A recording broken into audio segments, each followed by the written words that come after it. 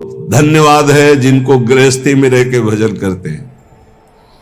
यही शब्द श्री भगवान के हैं। देवर्षि नारद जी ने कहा, प्रभु धन्यवाद गृहस्थी को।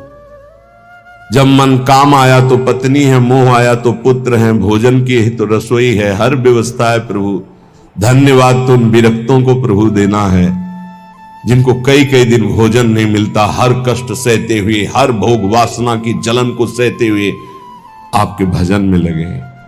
तो उन्होंने कहा, ये तो तुम्हारी बात परम सत्य है, एक काम करोगे? बोले, प्रभु आज्ञा कीजिए। एक स्वर्ण के कटोरे में पूरा घी एकदम लेवल से,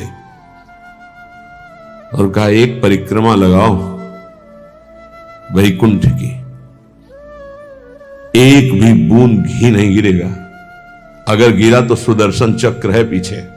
तो प्रभु ये कोई समस्या में फंसा दिया। बोले, नहीं, करके आओ बड़ी सावधानी से, एक भी बूंद नहीं गिरना चाहिए। पूरा का पूरा चिंतन, एक बूंद गिरा तो पीछे साए मचे हुए सुदर्शन चक्र जी की। परिक्रमा पूरी करके आए, प्रभु एक भी बूंद नहीं गिरा। बोले, तो गिरा होता तो सुदर्शन चक्र जी आपको दंड दे देते, तो गिरा ही नहीं है। बोले, प्रभु ये लीला क्यों कराए? बोले, कितनी बार नारायण बोले?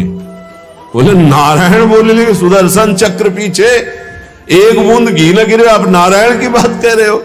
बोले, हाँ, गृहस्थी में ऐसे लाखों कार्य हैं, तुम्हें एक कार्य दिया सावधानी से करने का तो तुम भूल गए। गृहस्थी में लाखों कार्य हैं, अगर उन लाखों कार्यों को करते हुए वो मेरा स्मरण करता है तो धन्य है उसका जीवन।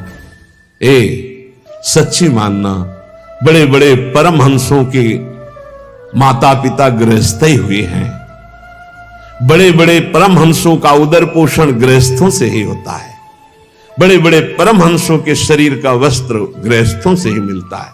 आप गृहस्थ धर्म में रह करके यदि नाम जप करते हैं, अतिथि सेवा, साधु सेवा करते हैं, तो सच्ची मानिए वो आपको निश्चित भगवत प्राप्ति कराएगा। निश्चित।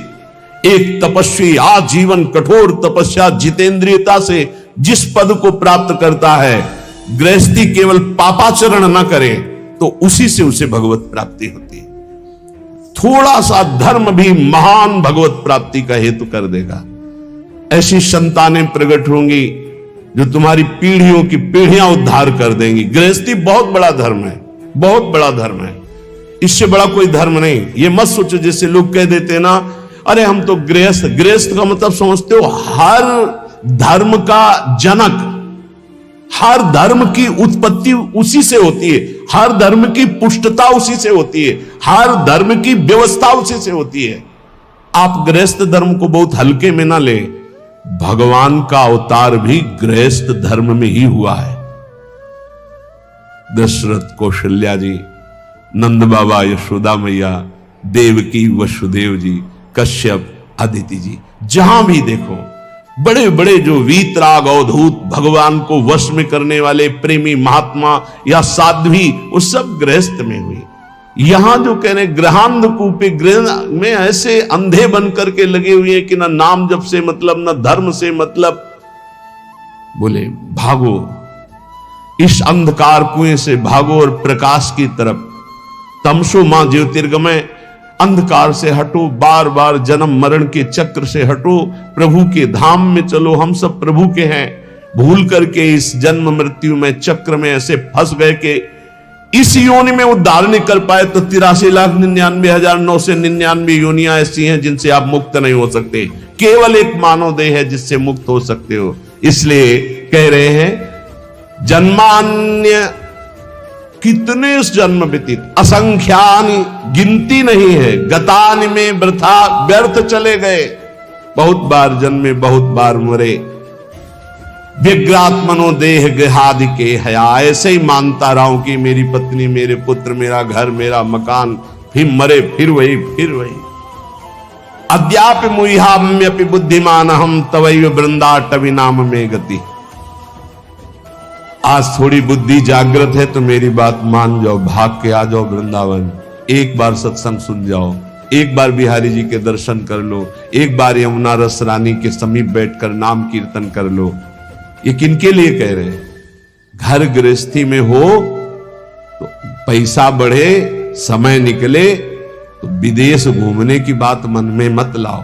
धर्म क्षेत्रों की यात्रा करो, भगवत क्षेत्रों की यात्रा करो, वहां संयम पूर्वक पुण्य अर्जन करो, नाम जप करो, तो तुम्हारा परम मंगल हो जाएगा। आज ऐसी बुद्धि खराब हो गई कि लाखों रुपया खर्चा करेंगे लेकिन ऐसी जगह देखेंगे जाके जहां बुद्धि और मलिन हो जाए। कहां जा रहे हैं? अमुक देश में जा रहे हैं। काहे के लिए? बोले नेत्र चराने के लिए जा रहे हैं। जैसे लोग बकरी चराने जाते थे, हम नेत्र चराने जाते हैं। हमें बताया गया कि बताया कि लाखों रुपए की टिकट लगाएंगे, लेकिन धाम में आकर के, तीर्थ में जाकर, संगम काशी, कितने पावन पावन पुरिया हैं। 4 दिन का नाम कीर्तन बैठल आओ अखंड, 1000, 2000, 4000 संतों को बैठ के पवाओ, उनकी जूठन पाओ, देखो निहाल हो जाओगे। अर्थ का प्रयोग करना भगवान के कृपा पात्रों को आता है। अर्थ का प्रयोग करना भगवान की कृपा पात्रों, शोधन धन्य प्रथम गति जाकी। भगवान के धामों में आकर नाम कीर्तन करो। हमारी बात मान लो, अगर कुछ भी अर्थ तुम्हारे पास ज्यादा है, 4 घंटे नाम कीर्तन बैठलवा दो। तुम नहीं कर सकते हो निरंतर नाम जप, तो ऐसे सहयोग बैठा लो, भजन करने वालों को सुविधा दे दो। श्रीमद् भागवत समर्थ है परम पद प्रदान करने के लिए। 7 दिन संस्कृत से पाठ करवा लो बैठाल के। भगवान की महामहिम वांगमय मूर्ति श्रीमद् भागवत है। सारे पाप भस्म करके श्री कृष्ण की प्राप्ति कराने में समर्थ है, कोई संशय नहीं। ये लाभ लो।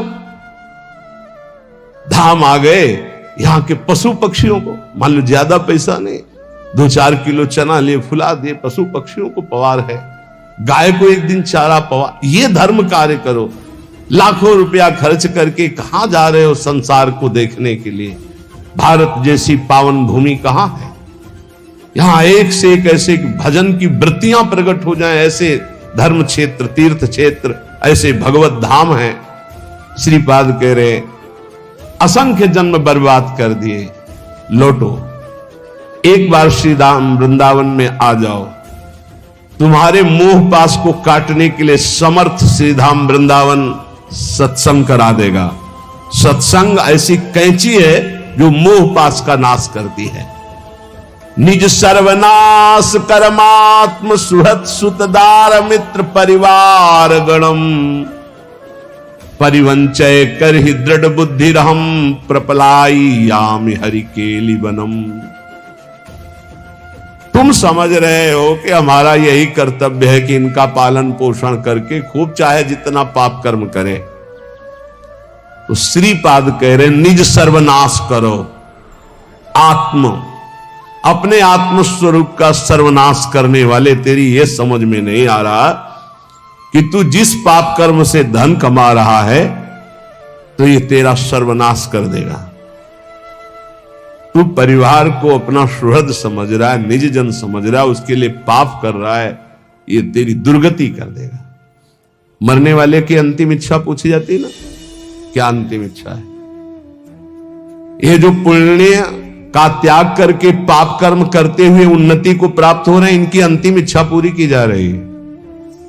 बहुत बुरी तरह नष्ट होंगे। ये वृंदावन में आप सत्संग में सुन रहे हैं, इसे दिमाग में बैठा लीजिए।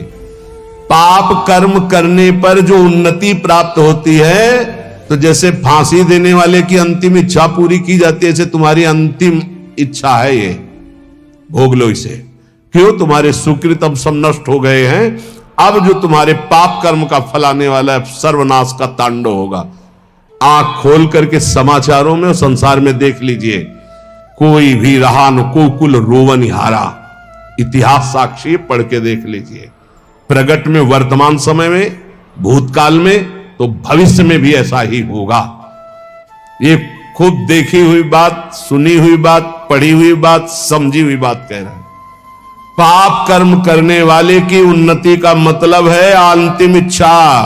अब सर्वनाश का तांडव उसके जीवन में होने वाला है, बहुत बुरी तरह उसका सर्वनाश होता है। इसलिए निज सर्वनाश करो, अपना सर्वनाश करने वाले पाप कर्मों को करके स्त्री पुत्र परिवार आदि की कामनाओं को पूर्ण करने वाले तेरी दुर्गति होगी, तेरे परिवार की दुर्गति होगी। इस बात को समझ, धर्म पूर्वक चल, तो गृहस्थ धर्म से ही भगवत प्राप्ति, सबका मंगल हो जाएगा।